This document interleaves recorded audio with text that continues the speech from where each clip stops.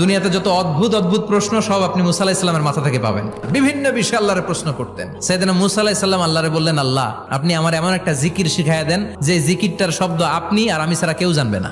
দিনে রাতে সব সময় এই জিকির আমি করব, আপনারে ডাকবো, কিন্তু শর্ত হলো এই জিকিরটা জানবে শুধু আপনি আর জানবো শুধু আমি। আল্লাহ বললেন, মুসা পড়ো লা ইলাহা ইল্লাল্লাহ। মুসা আলাইহিস সালাম কয়, মাবুদ এটা তো জাতীয় জিকির, সবাই জানে। আমি তো চাইছি এক্সেলেন্ট একটা জিকির, কারো কাছে নাই, শুধু আমি জানবো আর আমি পড়বো। আল্লাহ বললেন, মুসা